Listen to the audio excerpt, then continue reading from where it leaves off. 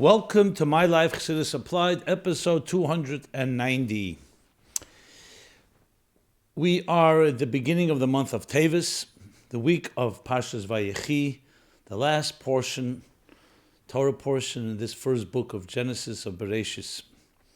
This week, Tuesday, will also be Asara B'Teves, which is one of the 4 fasts prescribed in the Torah and Torah Shebiksav and Tanakh. So let's begin with that. But above all, let's begin with what the dedication of this program dedicated in honor of the twin newborns, Muna Sarah, and the boy who has not yet been named, children of Leah Teferet and Pesach Binyamin, and grandchildren of proud grandparents Philip and Nancy Namaworth. They were born on Shabbos, the 6th night of Chanukah, and Rosh Chodesh Teves. May Hashem bless them to grow up healthy, to Torah, mitzvahs, and gemilas chasadim. So, being that Asara B'Teves is this Tuesday, let's begin with that, and then we'll move over to Vayechi, and I have a whole array of interesting and fascinating topics to discuss in this episode. So, Asara B'Teves is, as I mentioned, the first of 4 fast connected to the Beis Hamikdash, the Churban Beis Hamikdash. On Asara B'Teves, the Babylonian king Nebuchadnezzar surrounded the Beis Payis, surrounded the city, the Yerushalayim, Motzer, which is basically he surrounded the city, which was the beginning of, unfortunately, would become the end, the destruction. Months later, ultimately breached the wall of Jerusalem. Then finally, that's on the 17th of Tammuz, which is again a fast day. And then finally on Tisha B'Av was the actual destruction of the Beis Hamikdash. This happened in the first temple. So all these 3 days are marked with fast days, as Halacha cites it from the Psukim in Nevi'im, and the Rambam, of course, in Hilchas Tainiyus. And each of these fasts are all stages in this destruction.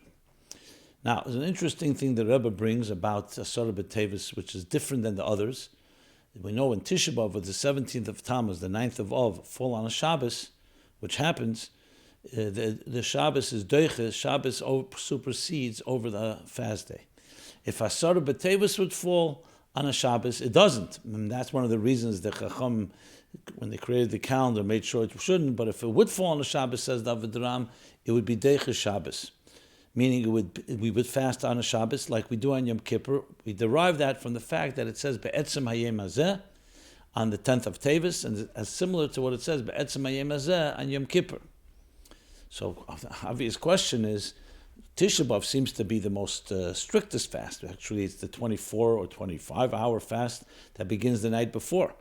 Asara B'Teves is a fast that begins in the dawn or in the morning. And Tisha B'Av seems to be the biggest issue, which is the actual destruction of the temple. So why would Asara B'Teves have such power that it's more powerful than even Shabbos, to the extent like Yom Kippur? Even Tisha B'Av doesn't have that. And the Rebbe, in a fascinating explanation, and as an aside, I should mention, when the Rebbe, after the heart attack that the Rebbe had in Tov Shel Lamed Ches, Shmini Atzeres, so one of the things, many things the Rebbe added and increased in his own work and his own teaching of Torah, was one of the things was he renewed the custom of divrei kfushin. This means saying words of inspiration and saying words that are relevant to a fast day. So the Rebbe began that Asara B'Teves, that Yom Tov Shel Lamed Ches, both at night and the day, he said divrei kfushin with a maimer. So one of the things the Rebbe explained, and also in subsequent years, that the power of Asara B'Teves is because there's 2 ways to see a problem. You see the problem when you finally the full-blown symptoms of the issue begin to affect us, or you look at the root of where it begins. Whatever happened on the 9th of Av, which was the destruction of the Beis Hamikdash, Rachmana litzlan, did not begin that day. When did it begin? It began Asara B'Teves. The surrounding and the siege of Jerusalem began months and months earlier. Some say it's even years earlier. And that was the beginning that would lead to what would happen at the end. So whenever you have a problem, you don't begin to solve the problem when the problem is already all full-blown or about to be destroyed. You want to nip it in the bud. So Asara b'Teves, had that not happened, the rest wouldn't have happened. That's on a very physical level. What's the spiritual significance? The siege of Jerusalem represents the siege of the walls that protect the city. The reason we make different takonos, chachamim make, different decrees, different stringencies, different things to be careful of, is because it says, Matzah bika gadolei geder. When you see an open field, you create a fence to make sure nobody trespasses. You don't wait till they come to your house or come to your direct property. You create a fence around. That's the whole idea of chumras and different stringencies, to protect that you shouldn't even come to a problem, which psychologically and emotionally is a very simple thing. You don't have to wait till there's a problem. For example, the physical body also has a wall around it, and that's the skin and the outer layers, the hair, that when any type of bacteria fall upon the body, that hair and the skin and the outer layers protect you from, God forbid, from infection. If the body's not protected, infection can enter into the more sensitive and internal organs and create havoc. So everything needs a wall around it, whether it's a psychological wall, emotional wall, or physical wall, or a spiritual wall. That wall is meant to be like a barrier that protects from toxins and from all kinds of negative forces. So Asara b'Teves honors the protection of the outer wall. You don't have to wait, God forbid, till infection enters, which would already be 17th of Tammuz, which is the breach of the wall, and 3 weeks later, Tisha B'Av, the destruction of the Beis Hamikdash. So as soon as it's besieged, you know there's an issue. And had the Jews done tshuva at the time, had they corrected their ways, the siege would have been over, and there would never been a breach, and would never have been ultimately the destruction. So in the case of the second temple, we talk about sinas chinam, spaceless hatred. You don't wait till the consequences begin to manifest. You nip it in the bud, and you nip it in the bud. That way, the rest of it will not be like exactly in health, a type of preemptive, preventive action that doesn't allow that. Right when you see a siege, you see a little something is already weakened. You don't wait till it escalates and grows into a monster, but you nip it immediately. That's Asara b'Teves. And the Motzer, which means that he put Samach Bavel, Melech Bavel, Samach Mevel Bavel is another word for besieging. Samach is an interesting word. It also means to support. Samach could mean to besiege, to lean on, but it could also mean to support.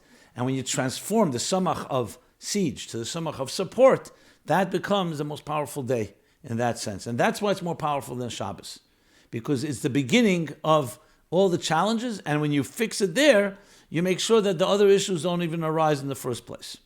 Which of course is the healthiest approach in life, is not to wait till the city falls, and not to wait till the walls fall, and not to wait till it gets even worse, but as soon as you see some type of challenge, something that questions or some way weakens, even on a small scale, you immediately address it.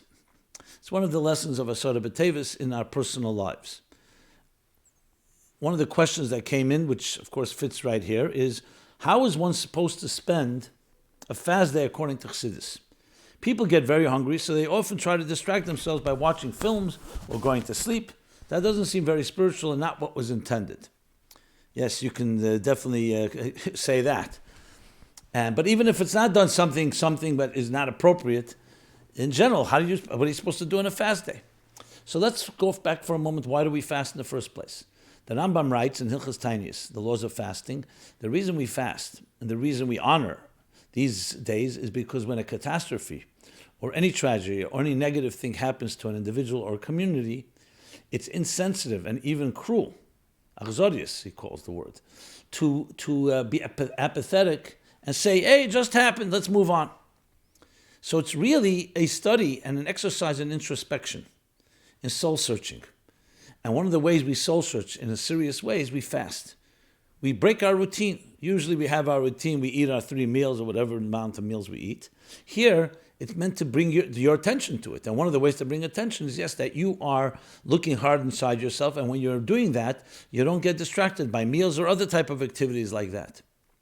In addition, fasting is also a form of self-affliction because it's painful and depriving, but it's depriving in order to grow through it. It's not deprive just to deprive. So fasting is one of the ways. It's same. So then let's look at what's the purpose of this same. It's not just to fast in order to fast. It's in order to fast in order to make you aware. Which in other words is what these days are called, as the Rebbe always emphasizes on in the talks he delivered on fast days. It's a Eis Rotzen LaHashem. It's a desirable time. They say desirable time and it's a fast day for negative things that happen. It's a desirable time, yes, because it's a window of opportunity. A window opens up, and one of the ways we recognize that is by paying attention, taking it seriously, including, yes, refraining from material food. That's on the Shabbat Teves. And Yom Kippur, of course, it has its own purpose, which we're not going to discuss here. So it's about introspection, and that's the way the day should be used. A day of a little more seriousness, a day of looking at the causes and the roots of our problems, as opposed to the problems themselves. How can we improve our ways? How can we mend? In the word mending a breach didn't happen yet, but amending a besieging, the besieging of your territory, your intimate place, your home, your family. When it's under siege, it could be under siege by the internet, it could be under siege by psychological effects, it could be under siege by abuse, it could be under siege by a lack of proper behavior in the home. Just giving it as an example of how this would manifest. So this is a day to look into that. That's the way to look at it. Not to distract ourselves with doing other things, to just get over the fast. There's a reason there's a fast. The fast is meant to get your attention. And to get your attention right where it hurts, in a sense. I don't mean hurts in the sense to cause pain, but right where it affects you, where really you feel it. And that's when you don't eat, you feel it. You're sure aware. So to stop right there, just with the refraining from eating, the goal is that should wake you up to think about your life. Where are you now? In context of the Beis HaMikdash, we all are a Osili Migdash v'shachanti b'seicham. God said, build for me a temple and I will rest among you, which means b'seich kol echad v'achas. Within each and man and woman soul, each man, woman, and child soul, there's supposed to be a mishkan, a migdash.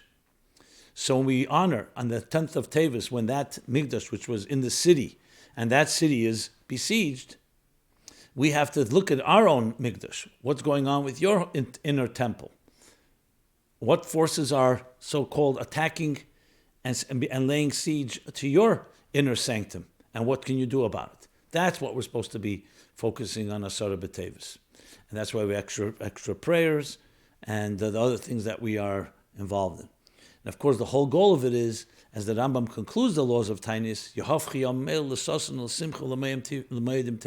this is also from the verse in Zechariah, in the prophets that talk about the fasts, that these days will ultimately be transformed to Yom Tevim, which means to holidays and to joyous occasions. Why? Because the purpose of all these concealments, all these challenges, is not to be an end in itself. Even if we overcome all the challenges, Moshiach and Gula come, that doesn't mean this all goes away, because everything has to be transformed. So even the negative, the Samach Melech Bovel, the negative becomes Samach Melech Bovel in the positive. So everything is not just we go back to square one, we use the negative energy, we use the challenges to be a catalyst for growth. That's the lessons of Asara B'Teves and how we use a fast day. It's also Parsha Vayechi, and Vayechi, interestingly, begins with a real paradox. We know that Yaakov's life was not an easy life. From pregnancy even. He was already struggling with his twin brother Yosef. And then, of course, as they got older, to the point he had to escape, and he went off to Haran, as parents' instructions, built his family, and there he just went from the frying pan to the fire, and he dealt with Lavan, the devious uncle of his Lavan. And then after that, he thinks he can really live in peace. Another 20 years pass, he comes back and wants to live in peace. And no, Kafz alav rugzeh shel Yosef. Yosef disappears. Him thinking that Yosef was killed. And that's another 22 years. And then finally he reconciles with Yosef. The final years of his life, the last 17 years of his life, begin in this week's chapter, Vayechi Yaakov. That's where he lived Shva Esrei Shana, 17 years, Vayechi Yaakov Shva Esrei Shana in Mitzrayim. These are the best years of his life. Shva Esrei Shana is the gematria, says the Baal HaTurim, of the word Tev. Tev, good. is the gematria, is the same numerical equivalent of the word of 17. So that's why, because these were his best years. Asked the Tzemach Tzedek to the Alter Rebbe, the best years in Mitzrayim, yes, because that's where he transformed darkness into light. Now, of course, we'd all love to live in light, and we'd all love to live in bliss and with happy moments. But as long as there's a golus, as long as there's suffering, as long as there's a tzimtzum arish, a concealment of the divine, tzaddikim sense it, and they know their avodah continues in this world to not just battle, but to transform the darkness into the light. And there was a taste of it in those 17 years. Afterwards, it would get a lot worse after Yaakov. And all the Shvatim passed away, of course, Vayechi melech chadash, the next week's chapter, a new king, either a physically new king or conveniently new king, forgot conveniently what happened and all the good that was done to him. But those 17 years, and you can say it's part of the preparation, was preparing, even in Erves Haaretz, in a decadent land and a debased culture, that there was Torah. Remember, Yehuda established a yeshiva in Mitzrayim and Goshen, and Yaakov is there together with his entire family. So relatively speaking, in those 17 years were the best of his years, which emphasized the same point I was talking about with the fast days. And perhaps that's the connection between Asara B'Teves and Vayechi, that sometimes in the darkest things, when it's transformed, you have the greatest light, the greatest power. And that's indeed the whole purpose of creation. In the Elam Esalyenim, Chassidus explains, as the Alter Rebbe says in Tanya, it's all Giluyim in chapter 36. And therefore, it's all revelation. It's only in this world, in this lowliest of worlds, a world where the divine is completely concealed to the point that it's mole klippas v'sitrach, not just it's concealed and it's natural and it's neutral, but there's actually a world filled with negative forces. Dafka there, explicitly there, we have the power to transform it. And when we do, Yisun Er Min HaCheshach, the light, the energy that comes out of the darkness is infinitely greater than light that is just initially light. And that's theme of one of the themes of Vayechi. And Vayechi, Dafka Vayechi Yaakov lives. And we know that this chapter talks also about his passing, but the word mes, death, is not mentioned. Yaakov Avinu lay mes. Why? Because ma zare b'chaim, afu b'chaim. His children are alive, so too is he alive. Even in Mitzrayim. And that, of course, is a lesson for all generations, that when you connect to what really matters, to the divine and to the tzaddikim of a generation, to the Rebbe of a generation, even when we go through darkest moments, there's something that lives on. And that living on is in our hands to continue to perpetuate the teachings and the directives and live by them in our personal lives, which, of course, continues the theme I discussed last week about Teves. But let us now, we'll stop with that on this topic, and we'll move on to the next topic. But as cross-references go, obviously I've spoken about this topic more than once, so I'll refer you to episodes 95, 145, 194, 240. These all can be found at chassidusapply.com, and a website filled with an array of resources of applying Chassidus to life, of many types, including, of course, all the previous episodes. You have a form there to submit an anonymous question, totally anonymous, as well as all the essays, thousands of essays that have been written in the last 5 years by people from all walks of life, from all backgrounds, essays applying Chassidus to life. Next question, which actually came in today, but since it's timely, I chose to read it. March against anti-Semitism. What should our attitude be to the march taking place today against anti-Semitism? What would the Rebbe's opinion be, and what should our attitude be this march? When it's a march against anti-Semitism, but it's organized by UJA and the Reform Movement to invite Al Sharpton to give the keynote speech at their annual dinner. Okay, so this question can be split into several parts. First of all, what about a march in general? Let's say there was no Al Sharpton involved. So the Rebbe's attitude in these type of matters, generally speaking, when it came to, for example, Soviet Union demonstrations, the Rebbe was adamantly against it because he knew the Russia and he knew how they behaved and how they would react to these demonstrations. However, this, of course, does not go into that category. We're talking about a demonstration. So my understanding is obviously the Rebbe always looked for pnimius dika, more internal and more the deepest way you can have impact, which means, of course, talking to officials, political connections. Now, a demonstration, if it helps, because it brings awareness and puts pressure, most likely, and I can't speak for the Rebbe, but if it has that benefit, great. But unfortunately, many of these demonstrations and events become showcase for people just to celebrate themselves and honor themselves. And it's more of a PR opportunity, a photo op. However, again, even if it may be that, but it does help create attention and awareness. So I'm not going to say the Rebbe would endorse every march, but in some instances, you can see a benefit to that because it's part of a whole plan, which means there's follow-up, meeting the politicians, meeting the police, meeting the law enforcement, meeting all the powers that be to do something to protect the Jewish people, especially dealing with the recent attacks that, unfortunately. So in that sense, we're not going to go with a full endorsement that, yes, you must go to every march and so on, but if a march, especially if there's a respectable presence of people attending and can help, how could we negate that? Regardless of, as I said, the intentions. I'm just mentioning it not because I'm throwing any aspersions on the intentions of those organizing it, but let's be realistic. We just want to keep everything in context and make sure that the focus is above all on the goals and that there's a follow-up and it's part of a larger strategy.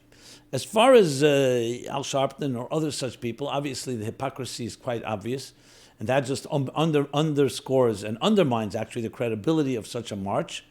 But I don't want to come out and say that a march should not be supported because they are honoring Sharpton in other places, because no one's perfect, and therefore, if the march has an impact, yes.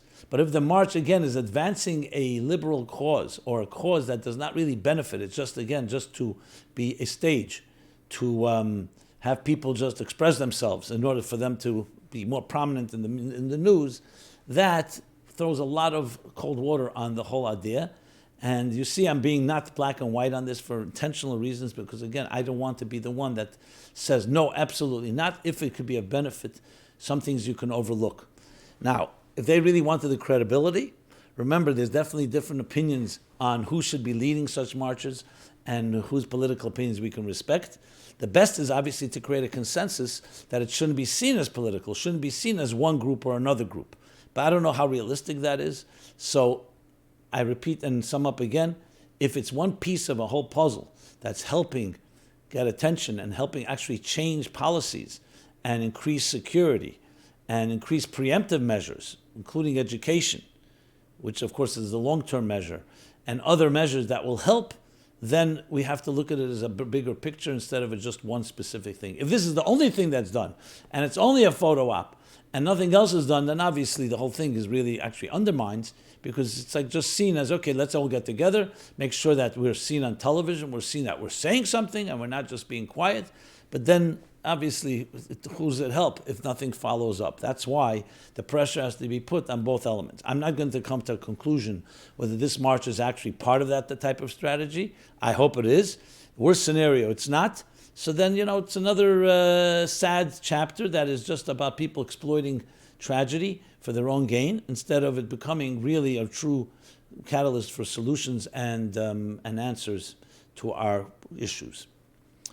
I will be following up with more a little later about what we discussed last week about attacks on the Jewish people, but one question I do want to address right here is about why doesn't Judaism focus on self-defense, bearing weapons, and other methods of protecting ourselves? The other way someone wrote it was this: why didn't Judaism ever focus on self-defense from the second Churban until the modern state of Israel? And even then it wasn't really a religious thing. In other words, during modern-day state of Israel, of course, there's the IDF, there's the Tzahal, there's the Israeli Defense Forces, the army. So clearly there's an entire army, which is an excellent army in protecting. But even that, this questioner is asking, we don't see it as a religious thing. So with that said, let me, first of all, disagree. Who says we don't focus? When Yaakov Avinu prepared to meet Esav, his archenemy, he prepared three ways. He prayed, he prepared for war, and he prepared a bribe to appease him. Thank God, the bribe and the appeasement and the prayer worked. He didn't need to go to war. Jews have always been prudent. We don't look at it from one perspective. We never saw war alone we're not warriors. War alone was not the solution. We always knew that the main battle is a spiritual one, meaning that we have the fortitude, we stand up for our values, we don't back down. But obviously you use all measures, and the Torah talks about all kinds of halachas, when to go to war, defensive war, l'chemes mitzvah, l'chemes reshus, and obviously on a smaller scale, to have protection, whether it's in a community. So the concept, I understand it comes from a certain stereotype that includes the Jews going to the sheep, like sheep to the slaughter by the Holocaust. But the fact is, Jews are a docile people, yes. We are a peaceful people. War is for us abhorrent, but does not mean that we don't use it when necessary, as last resort. When it comes to situations like now, where Jews are under attack communities, absolutely, shuls, schools and others should have security. It doesn't have to be in a panicky way. It could be done in a more discreet way, but they should have security, they should have arms, whatever is necessary to protect innocent people. It's not just we just say Tehillim. So that's the most important thing to keep in mind. But to focus on the fact is that it's not just war. Often you hear that's only about arms. War, and that's all you have and everything will be fine. It's not correct. We look at it in a balanced way. You need to have all aspects. Just like you need to lock the door, you also put up a mezuzah. You don't do one or the other. We need to have a good, strong police presence, cameras today, and do everything possible, like I said before, to get the officials and the people in power to do something about it. Now, is this the thing we prominently display? We tell our children we're all going to bear guns and rifles and weapons? No, because firstly, we don't panic. We don't take type of that behavior that we're suddenly going to war, create a warlike attitude, even though there are those attacking us. That's not our approach. And secondly, as I said, some things have to be done more discreet. It doesn't have to always be announced in that type of fashion. Now, yes, we'd love the enemies to know that you come to our place, you are going to be in danger, not just because of spiritual reasons. So the right balance has to be met. Unfortunately, people get extreme in saying, this is the only way to do it. This is the way to do it. And when you say, maybe we have to educate those children before they become haters and supremacists and whatever else, and anti-Semites. Obviously, that's long-term. That's not replacing. That's not instead of. It's together with. So you need short-term solution, long-term solution, deterrence, and preventive approaches, what to deal once a situation happens. Wise people look at the whole strategy from beginning to end and don't just focus on one thing. Whenever you see focus on one thing, it usually has an agenda. Someone's trying to sell something, trying to promote something about themselves. That's why we have to have wise, balanced people that are not driven by a particular lobby or particular financial gain or particular political gain and so on. Since we're on the topic, I might as well do the follow-ups because it's on the topic. People, unfortunately, this is an issue that's on the table, so let's talk a little more about it. Is feeling vulnerable a lack of emunah? Rabbi, thank you for all you do to spread and to share Torah in Yiddishkeit. We are inspired and uplifted with every broadcast. My question is in regards to the recent increase in brutal crimes and anti-Semitic attacks. My husband and I, along with our Chabad rabbi and Rebbitzin, are the only Torah appreciative and observant and Siyum HaShas Yidden in our community. We know that the only response to this darkness is to increase light. We, on a daily basis, increase our Torah study, our tzedakah, a charity, our recitation of Tehillim Psalms, and try to share with non-Jews the Noahide laws, which are the moral, ethical, universal laws for all people on earth.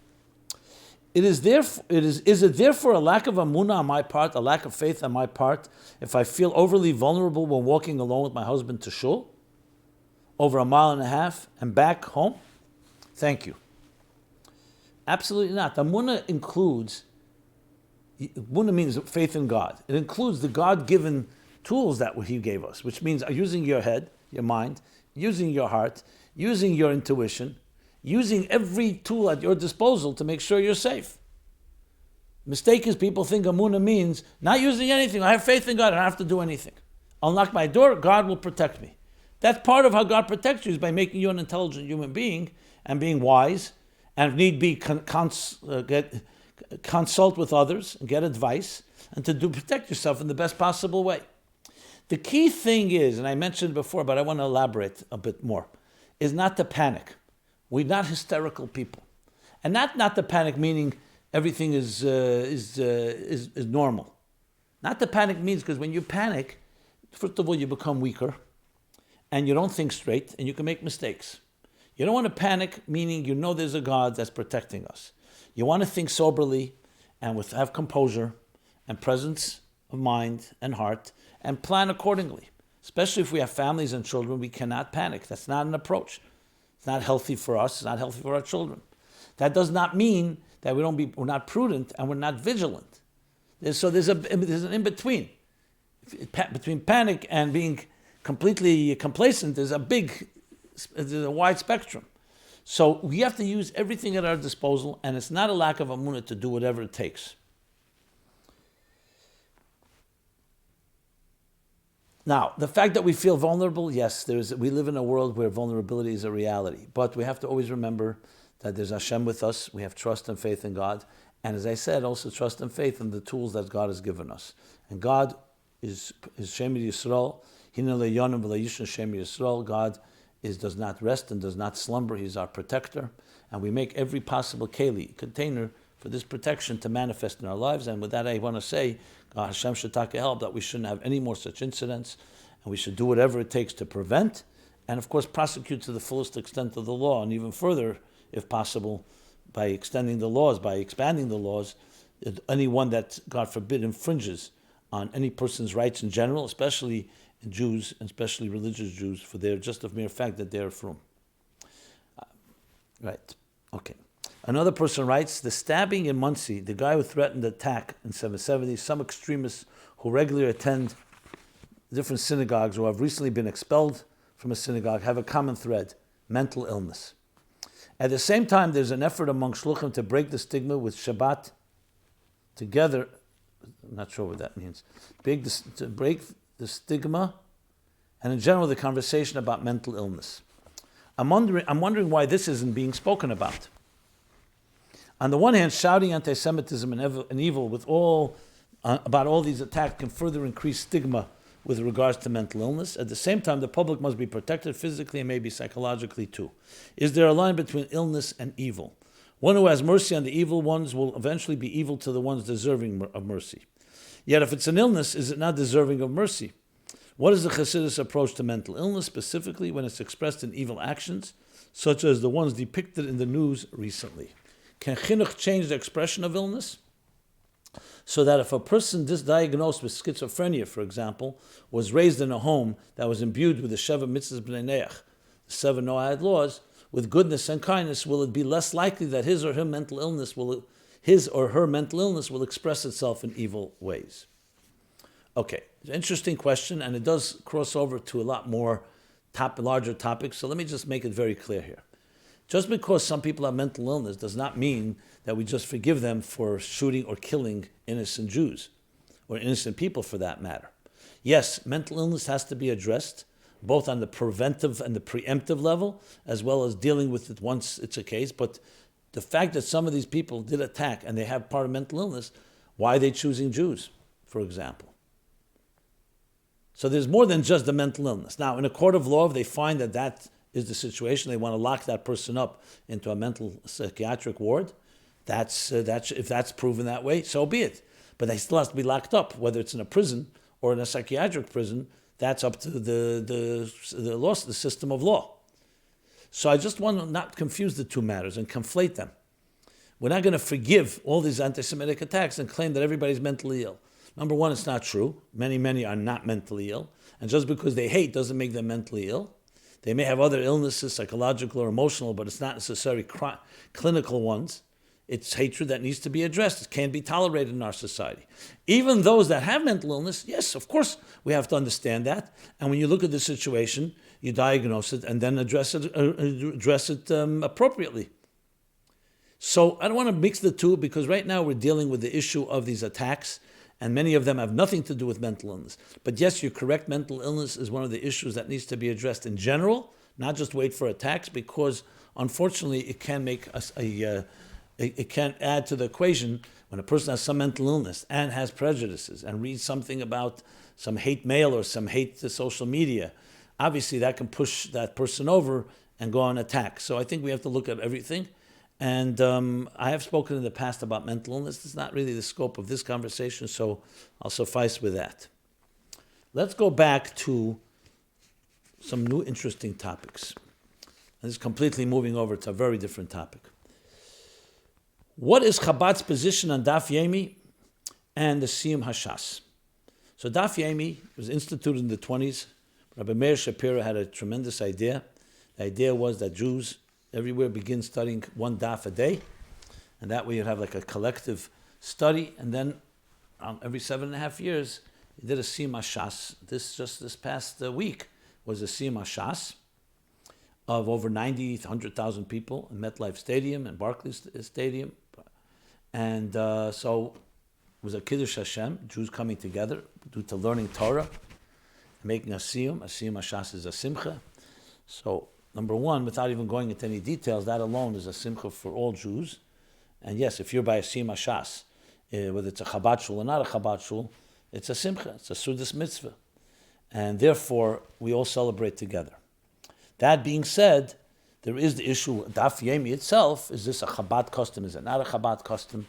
So, we have from the Rabbeim, we have the following. When it was first instituted, there were those that were for it, there were those that were not for it. Some said not for it was not because they were against learning, God forbid, but because they thought it would be more superficial type of learning. Some said prokim, meaning you just learn one page, you could be stuck right in the middle. At the end of the day, you're just middle of a topic. But as time passed, more and more people embraced it. The Frierdiker Rebbe, the Rebbe speaks in the Sikha Shlach Memches, Tovshe Memches, did not encourage his students to do it, which does not mean he negated it either. He just did not encourage it. In other words, it's not a takona of a Rebbe like, for example, Chitas or Rambam. Then the Rebbe spoke about Rambam being something that it unites all the people because it's the entire Torah, and other reasons as we come closer to the Geula in that Shlach Sikha. In different various places you have from the Rebbe that even though it may not have been a takona of Chabad, but the Rebbe actually encourages different groups of learning to learn it, and to even a Siyum of a Shas based on Daf Yomi. And overall, let's just make it clear, Chabad is one thing with Torah, and Torah is one thing with Chabad. When you see someone learn, it's a simcha. Whether it's that minig, different people have different minhagim. Some people, for example, learn not Daf Yomi, they have other shiurim. Nada pashta. Meaning each one has their path. And they're all positive things because they're learning Torah. So I spoke about this in episode 238 because the question there was, what about Chabad? What about someone learning Daf Yomi? Should that be negated? Some people criticized it. So if someone's learning Torah, in general, how could you criticize learning Torah? You're suggesting they should learn Rambam or something else instead? They maybe can learn both if they want to. So the idea of negating something and learning is completely unacceptable. And the Rebbe never negated. On the contrary, as I said, different shiurim that Rebbe was told about. Did he institute it? Is this something, this is is a takon of a Rebbe? As I said, no. But that doesn't take away from the fact that even if 100 people did Daf Yomi, especially when you have a kahila gdela, so many thousands, tens of thousands, hundreds of thousands of people learning on a daily basis, in offices, in shuls, on planes, on trains, and so on, that's obviously a great, tremendous Kiddush Hashem, and we celebrate and honor it. So it goes into the Gary, nada or nada pashta, different customs. Some of them have spread more, some have spread less, and each has their legitimacy in their way. When a Rebbe makes a takana, obviously it has a whole different type of import and impact and purpose. It's a different story, but you don't compare the two. One does not negate the other. So in answering the specific questions now, with that being said, and again I refer you to episode 238, there I actually quoted all the sikhs. I believe Rei Tovshim Mem Beis, the Rebbe spoke about it, Shlach Mem Ches, and some of the letters that Rebbe wrote to different people who have groups who are studying or teaching and making a siyum. So go there for actual sources, no need to go over those sources. So here are the specific questions. What was the Rebbe's position on Daf Yomi? I already answered that. And is it okay for Lubavitch to go to the Siyum HaShas next month? Okay, this was a question written next month. Or is it better to stay home and learn the Rebbe's Torah of Fabring? It's on Erev Hey Teves. My answer to that is, a person has to make that decision on their own. To going to the Shas is nothing wrong with going to it, and it's celebrating with Eden. learning a Torah. If you feel that it's better for you to stay home and learn the Rebbe's Torah or whatever Torah, that's a personal decision. If you're doing nothing, definitely better than nothing is to go. But if you have something, you have a kfiyas, let's say you're learning with someone, let's say it's pekuach nefesh. Obviously, these are priorities that person has to make case by case. And I don't think there's a black and white answer to that. The Siyum HaShas is coming up in a few weeks, and hundreds of thousands of Jews will be celebrating this event, but Chabad doesn't seem to participate. Officially participation, that's the Rebbe makes that policy.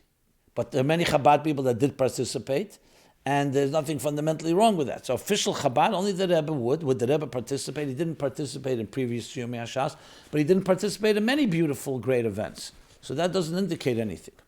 Why is that, and what was the Rebbe's position about the Siyum HaShas? So I believe I explained that already. Isn't it a beautiful thing that Klal Yisrael does together? Yes, the Rebbe encouraged learning Torah at every opportunity. However, the Rebbe rarely encouraged learning Daf Yomi. Why is that? The Rebbe followed the Frierdiker Rebbe. Since the Frierdiker Rebbe was of the opinion that there were questions whether this is the way it should be done, never come out against it. And as I said, he did encourage groups, but it's not so-called. The Rebbe, many things the Rebbe did not necessarily advocate didn't mean he was against it. It was simply a question of what the priorities were. Okay, and again, episode 238 for more information. But above all, I want to say this. Whenever you hear anyone becoming too radical and too extreme in something, for something or against something, you have to always go back to the sources. If our Rebbe would say something that absolutely not to do something, obviously there's no question. If he says absolutely do something, then again there's no question. All the gray areas of things that are not stated absolutely yes and not called reshus, there consult a mashpia, consult several mashpiyim to see. If it's a davar shebekdusha like learning, and I mean this across the board in any scenario, not just Daf Yomi, then you can imagine it's a positive thing. The question is whether you should be doing it, how should you prioritize your time, if you have different shiurim, different options. That needs to be discussed case by case. If it's something that seems to be negative thing, even if you didn't hear you're not supposed to do it, especially with consultation with an objective party, it could be something you should stay away from. But I think if you have a balanced approach that is a Torah, and not resort to kanois, which is zealotry, a type of extreme radicalism, unless, again, something that absolutely, even then, even the things that Rebbe said you must do, he also said b'darkei neim u'b'darkei shalom, in a calm way, in a peaceful way, in a respectful way, not in a condescending way, not in a judgmental way.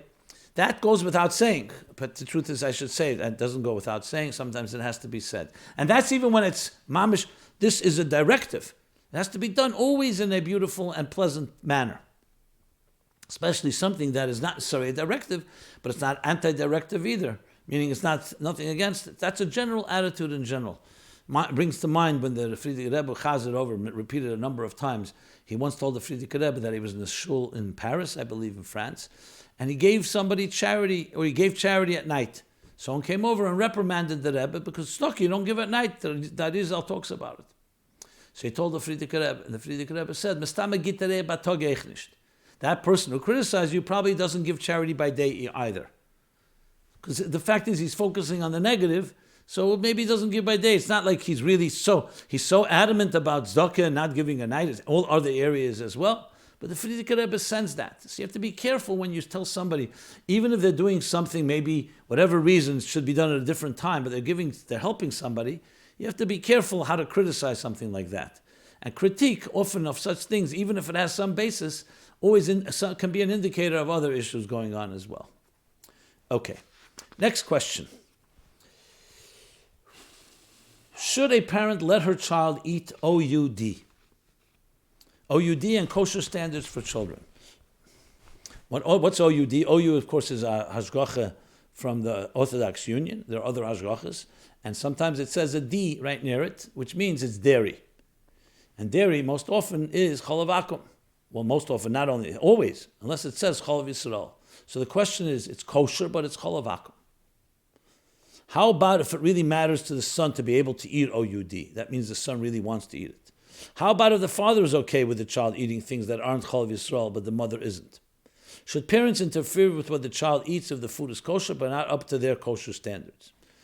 So, very good question. Firstly, I've addressed this issue in the past, and I want to just give you the episodes 108, 110, 112, 271, and 272.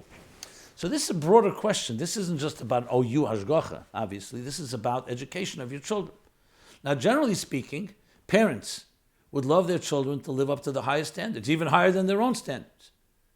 But again, as I said before, the way you teach it has to always be with love and pleasantness. Because if you don't do it with that way, you leave a bad taste in your children's mouth, no pun intended, and it will not help them maintain those standards. They'll just see it as something that was just an imposition and uncomfortable, and as soon as they can rebel, they will rebel. But let's talk about the general picture. Parents, like in all areas, should be teaching their children all the highest standards in a beautiful, loving, kind, nurturing, personal way. So the children should embrace it like something I really want to do. And this is whether it's eating kosher and eating Chav Yisrael or other standards and other matters, whether it's an Egel Wasser at the bed or it's a tzitzis at night or the yarmulke and all kinds of things that become relevant. It's not just this matter. Now, what means the highest standards? Listen, this is something based on a parent's education. They could have a mashpia and ask. You don't have to go crazy about it, but we want to live up to the standards. Now, if a child is already now of age where they are challenging, or they say, no, I want to eat something that you may not have that standard. So here too you have to choose by case. Pesach is a big issue like this. Some parents have strict standards and their children are not so strict. You have to be careful not to burn bridges and not to create just irritation and tension for unnecessary reasons. This doesn't mean you have to compromise. You have to take it case by case, try to see what can be done to make things a little more peaceful. And the same is true with the Chav Yisrael and other matters like that. For a Chabadnik, and essentially people who are familiar with the sources, Chav Yisrael is not just a matter of who's watching it. Today it's become also a matter, it's written clearly that it's connected to Yiras Shamayim and other factors. So, is it equivalent to eating treif? No, it's not. But it still is metamtim. It does have an effect on a person's spirit and soul. So you want to, of course, avoid that as much as possible. Now, if a child insists or they're hiding or they're lying about it, that's already an issue of how to deal with children who are not living up to your expectations. And this is the same thing with smartphones or other issues. It's not just a matter of kosher. And that's something, as I said, requires more looking into. It's hard to give directives here. They should all, however, be with love, even when you have standards. And when it comes with love in a kind way, it's much easier to get what you want than if it goes into a battle. Chol Yisrael is definitely a standard. It's just a small matter, but you have to make those choices. Now, if parents disagree, that's another issue that needs to be addressed between the parents. What do we present to the children? You don't want to have mixed messages where the children are confused. So that's something, loving parents, if you have a good relationship with your spouse, you should be able to discuss that before presenting to the children so they see a united stand. Should parents interfere? This goes back sometimes yes, sometimes no. Depends on the age of the child, the temperament of the child, how they'll react. If their reaction will be one that will make things worse or not, and that's at the end of the day, that needs to all be taken into account. Okay. And I've given the episodes where some of this was discussed. Many other episodes where I talked about how parents should deal with children and how far to push and how do you discipline. So please, you have to see, that's not the topic right here, even though it's directly related. Please search on ChassidusApply.com, parents, children, attitude, education, and you'll have plenty of material of addressing that as well. But we have to try to keep things rolling here because I can't cover everything in the full extensive way. That's why I'm doing the cross-referencing. Dress. Next question, dress. What is two questions and two parts to this question? About what is the significance of wearing a black hat? And second, is it okay for a Chassidic person to wear jeans? So in episode 90, I spoke about dress, the significance of dress. Because on one hand, you could say dress is some external thing. Who really cares? As long as a person's heart and soul and mind is in the right place, and their machshava, dibur, and maisa, thought, speech, and action, so dress is somewhat superficial. And yet we see, even in the physical secular world, lahavdil, you see baseball uniforms, you see army uniforms, you see people identify when they dress a certain way with certain groups. Is it external? It's an external, but it's still a symbolic element. When it comes to Yiddishkeit, there's a uniform. There's Shabbos clothing, there's weekday clothing, there's tznius clothing. So there are customs. Now, if a person only focus on dress and nothing else, that's a chitzenius. Some people focus only on the inside and no dress at all. That's also, you want to have a balance between the two. That the inner should be reflected in the outer, and the outer should reflect the inner. So it's not about worshiping the clothing themselves. The Rebbe once told somebody, they saw the Rebbe before the Nesius learning something on Shabbos, on Friday, and the Rebbe was not wearing a jacket. So he was a very Chassidic boy, and he told the Rebbe, "You're wearing a jacket, it's a learning." And the Rebbe said, the most important thing is to know what's under the jacket. And this person told years later that he had many problems under his jacket, without getting into details. This does not mean, but you see the Rebbe dressed like a Rebbe. So everything in its time, in its place. We're not talking about anything Chaz v'Shalom that is not appropriate. So yes, garments, including a thing like a black hat. Is there something about a black hat that makes it holy? No, it became a mini Yisrael to wear it. In Chabad, that's what the Rebbe wore, and therefore others wore. If you look in the earlier years, the Rebbe himself wore color hats, gray or other colors, and Chassidim did. But as the standard changed, standards make a difference, not because we worship the standard, because of course many people say, all you care about is how you look and how you dress, and what about everything else? You're behaving like an obnoxious person, but you're wearing a black hat. That's a very legitimate taina. But that doesn't mean that black hat has no value. It's just a matter of balance. If it's only a black hat and everything else about the person is antithetical to that, it's a serious problem. So many people are chitzenim, are externals, and everything is about externals. But we're not talking about that. We're not making externals an end, as an end in itself. It's part of a whole picture. You stand respectably before Hatzna Lachasim Hashem Alekecha, before God, before a Rebbe, in a shul. There's a respectability, and clothing is part of it. Dressing appropriately, dressing cleanly, and yes, addressing fittingly to the community standards. However, I'm not going to go say that if a person wears a little different, we have to go now and attack. That's not appropriate either, because as I said earlier, it all depends what kind of impact you're going to have. And I've seen that, unfortunately, in my own yeshiva years, and I've seen it later. People attacking people just for their dress, and they don't get through, because they're not really coming from a pneumistic place or a loving place, and they themselves may be just obnoxious people, and all they're talking about is dress. That's why it has to be in this balanced way. The black hat does not have an end itself. If the Rebbe had chosen a brown hat, and that would have been the standard, that would have been. Yes, black has a certain kedusha to it, black and white related to Shabbos. Some people wear bigdei shocher, some people bigdei lovan, some people wear white, all white on Shabbos, some wear black and white. So there's more Kabbalistic meanings behind it, and that there's the okum and there's the shocher, but that's not for right here, this discussion. As far as jeans go, generally speaking, jeans is considered to be not a Chassidic or religious garb. Now, many people wear jeans, and I'm not here to criticize them, but as the standard, that's the standard. It's more of a casual and more of a, what do you say, secular dress. Is it usr? Is it forbidden? I won't call it prohibited, but again, everybody has to make their choices. I'm not here to criticize, I'm not here to judge. So you have to look at it, if you want to know the facts, look at what Chassidic standards are. And that's not just applied to this type of pants, it applies to other types of clothing as well. Okay. Next question. Birth and death. If on someone's birthday it's said that they were born because the world cannot exist without them, then when someone dies, is that God's way of saying it can't? Meaning the world can exist without them? What does the statement really mean? Now, not to toot my horn here, but this quote is attributed to myself, to yours truly, in Torah Meaningful Life. In the chapter on birth, I translated into English an expression that the Rebbe would use very often, that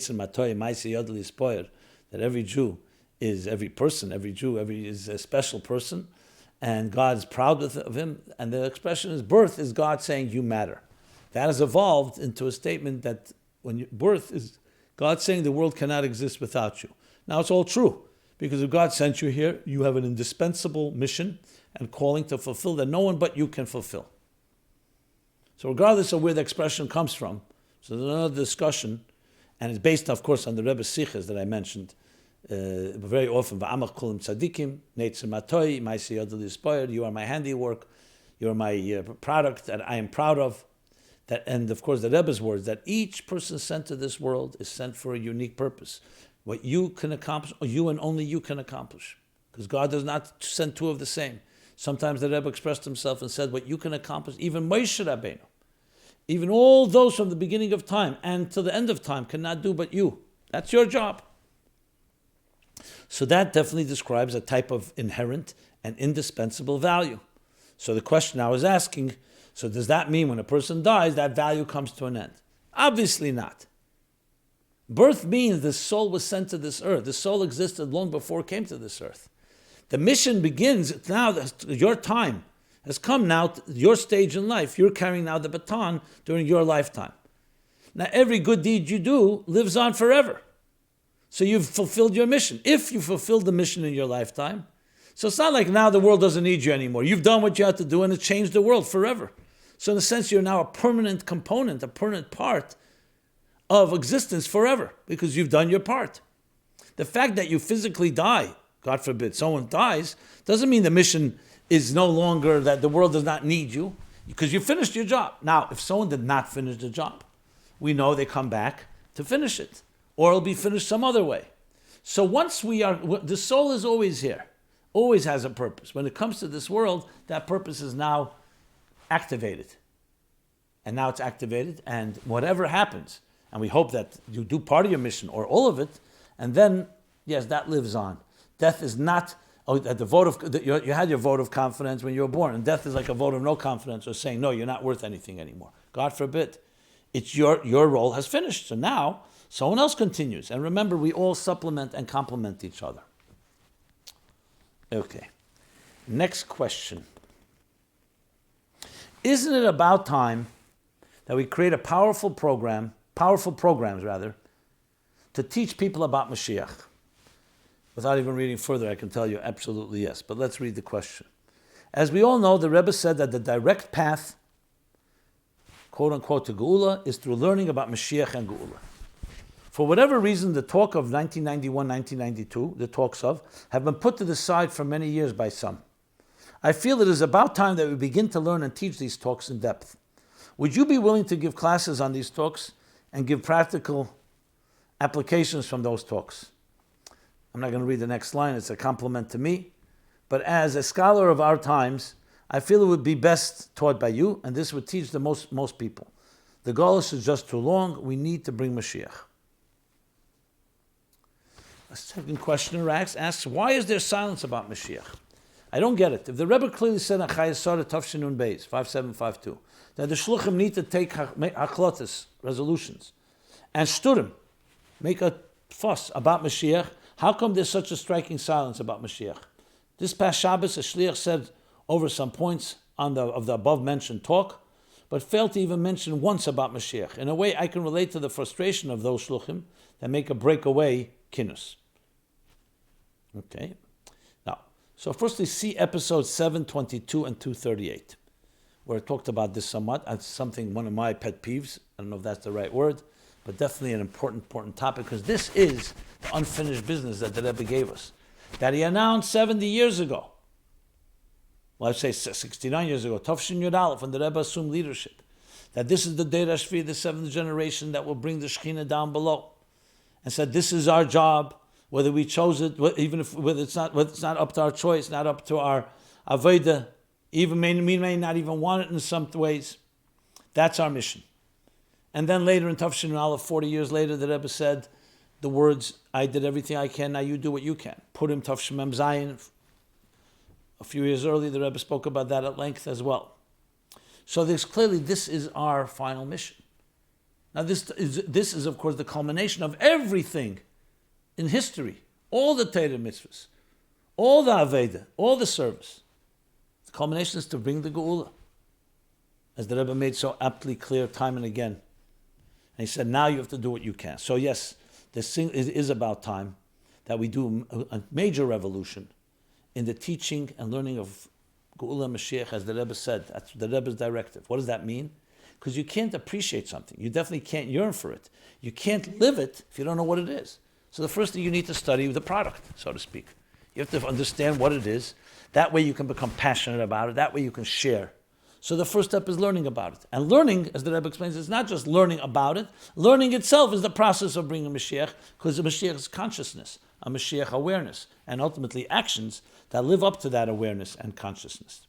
So 100% agreement, and beyond an agreement, yes, I am ready to do it my part, but I think we need to have also a team effort and create a groundswell that touches the entire world, a critical mass. There's absolutely no limits. It's just a matter how to teach it and what language to be used. I'm not going to now go on to explain why there's silence, why some people don't. There's many reasons. Some are not necessarily healthy reasons. Some are not necessarily Torah reasons. It could be political and so on. But I will give everybody the benefit of the doubt. The biggest reason is because people are not aware what it is, which means we're not learning it properly. It's an abstract idea. Just leave you with this question. What would Geula Mashiach, what will the world look like tomorrow morning if Mashiach comes tonight or tomorrow morning? What will your city, your town, your house, your street, your workplace look like? What will happen? That question can be answered by learning about it. And when you learn about it, then you can learn how to make your home, your street, your community, your city, your state, wherever you may be, a Mashiach-dik environment that becomes a keli, a channel to actually bring the Geula. And each of us has a role to play in this part. So, of course, the next question is, so what do you do? How do we begin? Well, we begin by talking about it and making a big tumult. And hopefully in the next weeks, as we prepare for the 70th anniversary of Yud Shvat, Tovshin Yud, 70th year Tovshin Pei, we really turn over ourselves and the world into pioneering, exciting, passionate programs, all based on Torah Chassidus, but in ways that make people relate to it. They feel it's relevant to me. There's something I can do about it. Okay, if you have any thoughts and ideas, please, by all means, bring them up, submit them, and we will be happy to address them. I will use this platform to the fullest extent, the fullest possible extent, and trying to awake myself, awake everyone possible, and hopefully this could be a ripple effect that we all awake each other and finally do what's necessary to our part. And the Eibishter and the Rebbe will do their part once we do ours. Hopefully we don't have to wait for that, ours, but so far it seems to be that's what the Rebbe said we should do, and that's what we need to do. Okay. With that, let us go to the Chassidus question. Chassidus question is like this.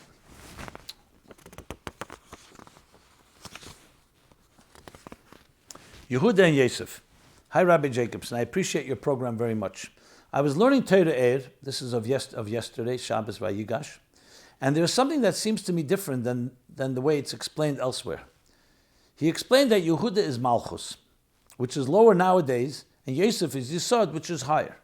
Yeah, Yosef is Mashpia, Mashbir Bor, he's a transmitter, a source of sustenance, and Yehuda from the word Heidah, acknowledging is a Makabal, a recipient. Therefore, Yehuda is the one who needs to come close to Yosef. Vayikash Elav Yehuda. Yehuda came close to Yosef. The Makabal comes to the Mashpia. But when Mashiach will come, it will be revealed the superiority of Malchus. And therefore, Yehuda will be higher. And Yosef will come to Yehuda, which is like the Haftarah that we said yesterday talks about. David Avdi Nosi Aleim Le'elam. Isn't it explained that Yosef is the one who was able to be involved and descend in the world unlike the rest of the brothers? Doesn't explain that Yosef is the one that was able to bring it down into Biyah, and I'll explain that in a moment. So, seemingly the questioner sees a contradiction. I'll try to explain what he sees, but there's no real contradiction when we understand the topic. So, what does Chassidus say? That all the Avos, all the patriarchs, they were shepherds, intentionally, because that way they could not be involved in the hoo-ha of the marketplace, of the stock market of the times. And they could peacefully, as the sheep peacefully graze, they can meditate and pray and contemplate and study and commune with God. Yosef was the first one that was thrust against his will into a whole different environment. He also began as a shepherd, but once he was sold into slavery and came down to Egypt, and he became an accountant, cheshve cheshbenis, as the Targum translates, which means he's the first Jewish accountant, essentially. And then when he interprets Pharaoh's dreams and he's appointed to be Mishnah Lamelech, the second in command, what happens? Now he becomes a major businessman. He was singly in charge of singly responsible to turning Egypt into a superpower by trading in the grain, by stocking it up, selling it when the great famine broke. This was immersed, no longer shepherd, no longer his right part in Erev Haaretz, in this very materialistic and pagan country. He became the leader, the business leader, the leader, the leading mind and strategist and so on. And yet, Chassidus explains, he maintained his spiritual integrity. As we know, when he met Yaakov, one of the signs he gave to him is that Eglah Rufi sent wagons. That was the last sugi they learned in Gemara together. And Yosef maintained his connection, that even when he was, the language of Chassidus, in Biyah, Bri Yetzir Asi, he maintained the integrity of Atzilus. The Ovis never went to Biyah. Yes, they were occupied with the world to some extent, but their major thing was in Kedusha. And they were isolated, insulated. And Yosef entered and still maintained, which is a bigger chiddush, compared sometimes to Tfilas Mincha, that middle of the day you tear yourself away to pray, middle of the workday. Ma'ariv, the evening prayer and the morning prayer are in the morning before work and after work. But that tearing away, that's the chiddush, that even in the material world you maintain and completely preserve your spiritual integrity. So the questioner is asking, that would make Yosef the one that goes into Biyah. Here we say that Yehuda is Malchus. Malchus is usually seen as the one that goes in Biyah. I assume that's what he's asking. So today, Yosef is the Mashpia and Yehuda has to receive from him. When Moshiach comes, Yehuda will be the Mashpia, because Malchus will elevate to its proper place, and Yosef will come to him. So how's that shim with Yosef being Mashpia? So firstly, the first answer is very clear. Yosef is Mashpia today. Mashbir Bor. Yisod is Mashpia to Malchus, and Mashpia to Biyah. He's the one that provides the sustenance. So there's no contradiction there. La'osad Love, Yosef will still be a Mashpia. He'll still have that element. But Malchus will have something to give that even Yosef doesn't have. Because once Malchus elevates to its prominent place, which is to the Etzem, Yosef will need that. But that doesn't take away and negate that Yosef will not continue to transmit. He'll transmit in general, but obviously the main transmission will be coming from Yehuda, who in turn will transmit to everyone, and Yosef will do his transmission through his way, through the Yosef way. But Yehuda will then be, the Etzem will be Mashpia into the Makabel will be Mashpia, like in the Kevet to Seviv Gover, Eshes Chayla Teres Baila. That doesn't mean the Baal won't have any role to play. Obviously he'll have a role to play. But then he'll be receiving from the Etzem, from the core essence, which only Malchus can touch. So I don't really see a contradiction. If I misunderstood the questioner, please correct me, and I'll be happy to address it further. What it comes down in our practical lives is that Yosef is Talmud, Yehuda is Maisa. Talmud Gadol Shamev de Maisa. Today we need Talmud because the only way to know what to do is by receiving what the Torah tells us. So Yehuda receives direction from Torah. When Moshiach comes, it will be Maisa Gadol. We'll be able to sense internally what needs to be done. And Torah will not be we don't need to open a Torah to know what needs to be done or what not to be done. Torah then will serve a different role. Yachid Yechudim, as the Alter Rebbe explains at the end of section 26 in the Geras HaKedesh. So that is the lesson to us. The power, we each need each other. You need the Mashpia, you need the Makabel, but then the Makabel has something that once the world is saturated with the divine, it itself will tell all levels what needs to be done. It does not need to receive it from the Mashpia. Okay. Let's do the essays. There are 3 essays as we've been doing. The essays, essay number 1 is Happiness by Joshua Goldhirsch, age 45, Melbourne, Australia. It begins by quoting Dennis Prager, the well-known American radio host, has written a book entitled Happiness is a Serious Problem. And in it, as well as on his radio show, that Happiness Hour, he contends that we have a moral obligation to our family, friends, and community to act happy and behave like we are happy, even if we may not feel happy. The obvious question is, can a person just be happy? Given that happiness is an emotion, what if you don't feel happy? Goes on to say, this essay will demonstrate that by implementing the Chassidic approach to happiness, in Hebrew, simcha, then you can truly be and feel happy and not just act happy, no matter what the challenge or circumstance. Goes on to discuss what happiness is, quoting from the Alter Rebbe and Geras HaKedesh, and different Maimorim, connecting simcha to bittul, that you need the humility, and that is the key element to it.